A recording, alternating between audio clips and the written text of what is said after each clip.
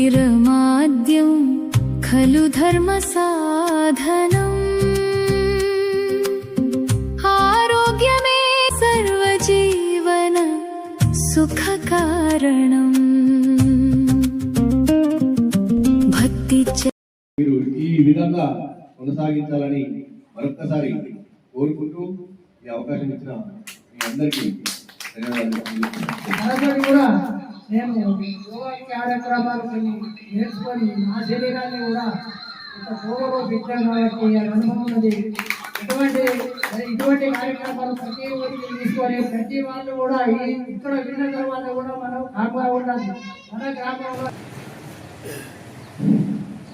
అందరికీ నమస్కారం అండి. అందరూ కూడా ఇక్కడికి ప్రతి ఒక్కరు కూడా ఇంత పొద్దున ఇంత సీనియర్స్ అవి కూడా ఏజ్ కూడా మీరు అంటే వచ్చే రాజంపేట గ్రామంలో గ్రామస్తులతో ఎవరి బిజీ వారి ఇంకొకరిని పట్టించుకునేంత సమయం ఎవరికి కనుక మరి ఇది నిజమైన అభివృద్ధి. మనం చిన్ననాడు ఇక్కడ ఉన్న వాళ్ళందరూ ఈ రాజంపేట ఒకప్పుడు ఒక 40 ఏళ్ల కిందట ఈ ఊరు ఎలా ఉండేది. చైతన్యం పలికే యోగ మంత్రం ఇదే మన జీవన పరమార్థం. యోగాసనం మన జీవన వేదం.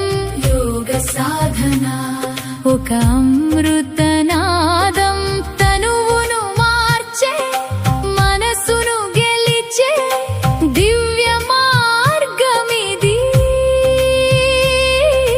భక్తి చైతన్యం చూపే ఆరోగ్య భాగ్యం. వినోదాలు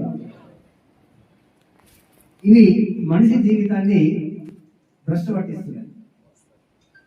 అంటే మనం దీన్ని ఏమని పెట్టుకున్నామంటే ఎంజాయ్, ఎంటర్టైన్మెంట్, అభివృద్ధి. ఇంకొక మాట కూడా చెప్తానండి. మనిషి పతనము వైపు ప్రయాణం చేస్తూ అభివృద్ధిలో ఉన్నాననే భ్రమలో బ్రతుకుతున్నాడు. కరెక్ట్? మనిషి అభివృద్ధిని చెందుతున్నా అనుకుంటున్నాడు. ఏం అభివృద్ధి చెందుతున్నాడు? ఒక్కసారి ఊహించండి చూద్దాం. అభివృద్ధి అనే పదానికి నిర్వచనం ఏంటంటే తిరోగమనము లేని అనండి పురోగమనము వైపు ఉన్న స్థితి నుండి ఉన్నత స్థితికి అంచెలంచెలుగా ఎదగడం. నిజమవుతాము అంటే మనం ఏ స్థాయిలోనైతే ఉన్నామో ఆ స్థాయి నుండి మనిషి అంచెలంచెలుగా ఎదగాలి. ఎదుగుతున్నాడా? తగ్గుతున్నాడా? ఇప్పుడు తిరోగమనమా పురోగమనమా?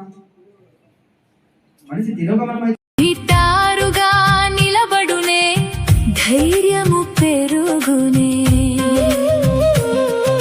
వృక్షాసనం తోటి ఏకాగ్రత నిండునే మనసు స్థిరపడునే. త్రికోణాసనమేమో ఒంటికి వంపునిచ్చి చురుకుదనం ఇచ్చునే. పాదహస్తాసనం నరాలకు విశ్రాంతినిచ్చి ఉల్లాసము తెచ్చునే. యోగాసనం భుజంగాసనం తోటి వెన్నెముక బలపడునే. శక్తి వెలుగునే. శలభాసనము చూడు నడుముకు మేలు చేసి